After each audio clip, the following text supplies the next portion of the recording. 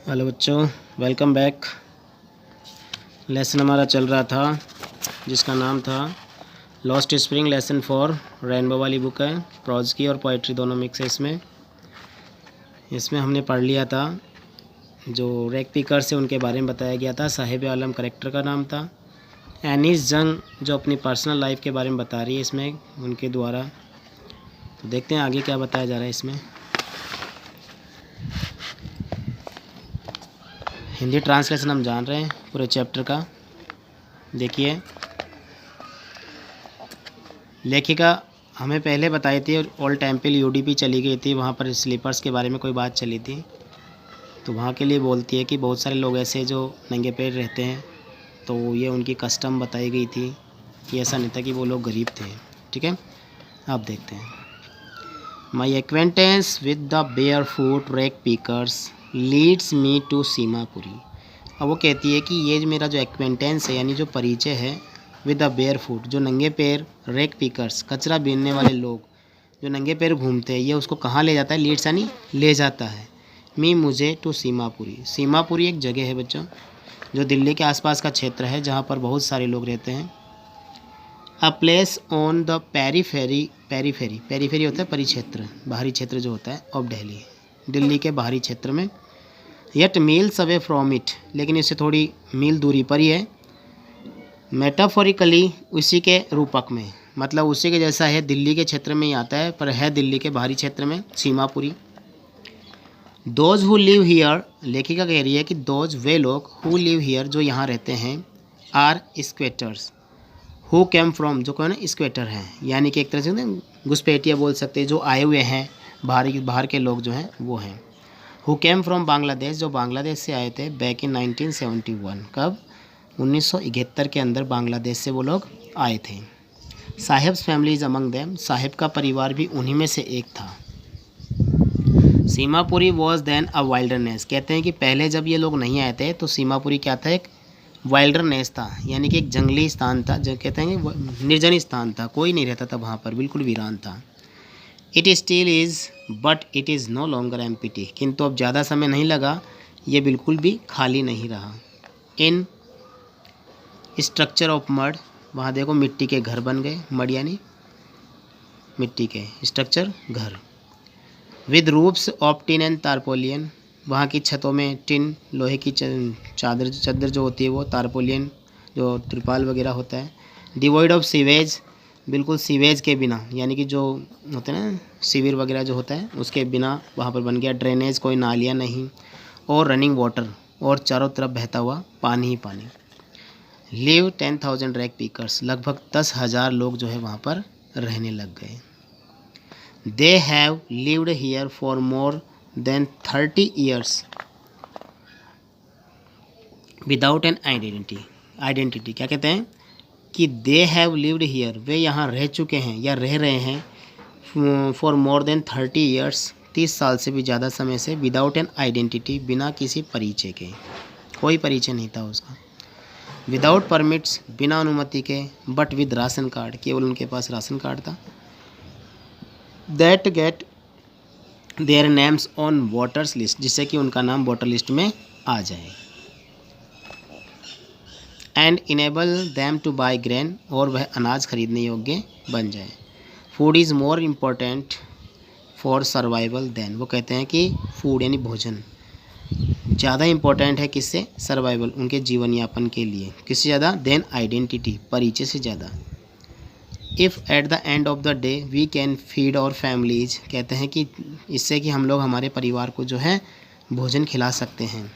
And go to bed without an aching stomach, और बिना पेट में दर्द हुए, यानी भूखे पेट उन्हें सुलाए नहीं। We would rather live here than in the fields, कहते हैं कि पहले हम जिन खेतों में खलिहानों में रहते थे, दैट गेव अस, पहले की बात बता रहे हैं कि we would rather live here than in the fields that gave us no grain, अगर हम उन खेतों में रहते जहाँ उनका था तो उन्हें बिल्कुल भी अनाज नहीं मिलता। Say a group of women in tatter sari, tatter होती फटी पुरानी साड़ी पहने हुए एक महिला बोली।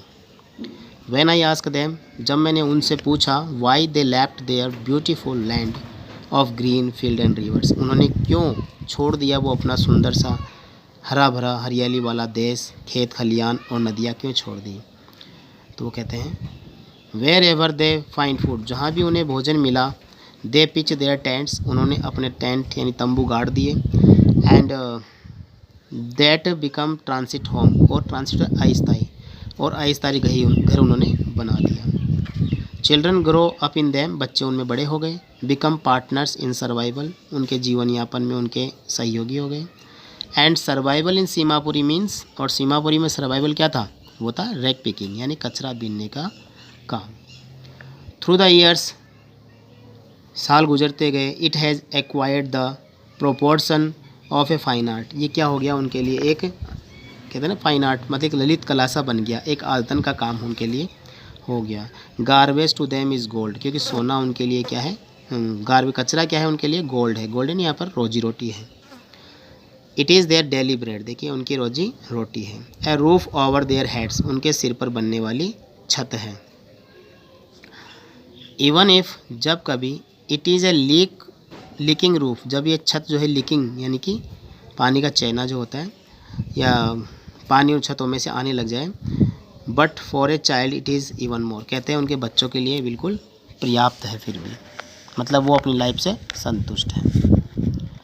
आगे देखते हैं लेखिका क्या कहती है।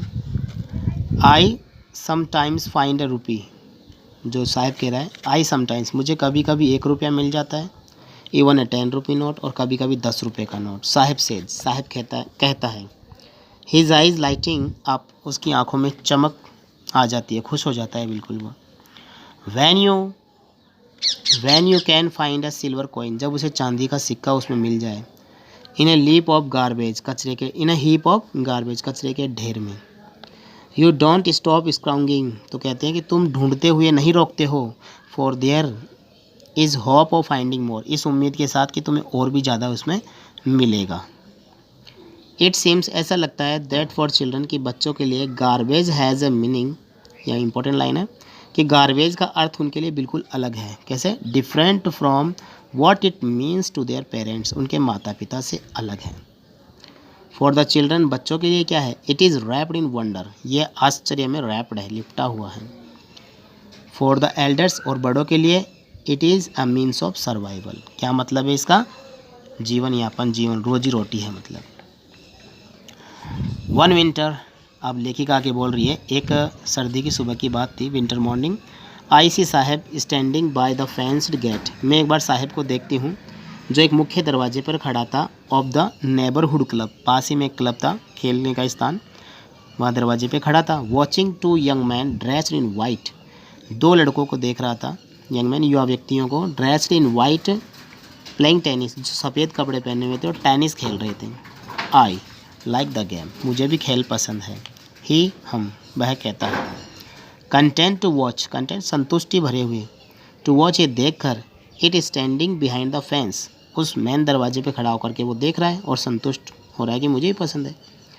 आई गो इनसाइड, वो कहता है कि मैं अंदर चला जाता हूँ। When no one is around, जब कोई भी अंदर नहीं होता है। ही एडमिट्स, वह मुझे अनुमति दे देता है। कौन?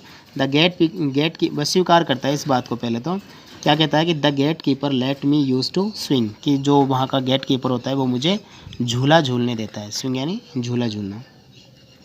साहेब टू इज़ वियरिंग टेनिस, साहेब भी अब क्या है? टेनिस शूज़ पहने हुए हैं, tennis shoes. That look strange over his discoloured shirt, लेकिन क्या है, उसकी शर्ट में बिल्कुल ही भद्दे से लग रहे हैं, डिसकलर लग रहे हैं, अलग प्रकार के। एंड शॉर्ट्स, और जो नेकर पहन रखी वो अलग है, और भी जो टेनिस वाले पहन रखे थे वैसे नहीं, लेकिन उसने टेनिस वाले शूज़ पहने हुए हैं। समवन गेव टू दैम मी, वो कहता है कि किसी ने मुझे ये दिए थे। ही सेज, वह कहता है, in the manner of an explanation, एक अच्छे से व्याख्यान देते हुए। The fact that they are discarded, और मुख्य बात क्या थी? डिस्कार्ड थे, वो फेंके हुए थे जो शूज़ थे, ऑफ सम रिच बॉय, किसी अमीर बच्चे के द्वारा। Who perhaps refuse to wear them, शायद उसने पहनने से मना कर दिया। Because of a hole in one of them, क्योंकि उसमें से किसी एक शूज़ में छिद्र हो गया था। डजेंट बॉदर हिम, उससे कोई फ़र्क नहीं पड़ता उसके। फॉर वन, उसके लिए, हु हैज़ वॉकड, जो बिल्कुल चला करता है। किस पे फ़र्क नहीं पड़ता? जो बिल्कुल चला करता है। कैसे? बेयर फुट, नंगे पैर चलता है, उसके कोई फ़र्क नहीं पड़ता। इवन शूज़, कौन से, जबकि जूते, with a hole is a dream came true, चाहे वो छिद्र वाले जूते ही क्यों ना हो, उसके लिए क्या है, जैसे उसके लिए सपना सच हो गया।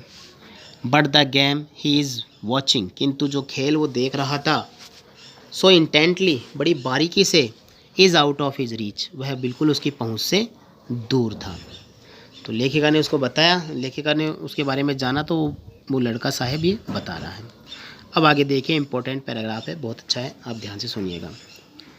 दिस मॉर्निंग, सुबह की बात थी, साहेब इज़ ऑन इज़ वे, साहेब अपने रास्ते पे जा रहा था, टू द मिल्क बूथ, किसकी तरफ, एक दूध की डेयरी थी उसकी तरफ। इन इज़ हैंड, उसके हाथ में, इज़ अ स्टील कैनिस्टर, क्या थी, एक कैनिस्टर थी, केतली, स्टील की केतली थी।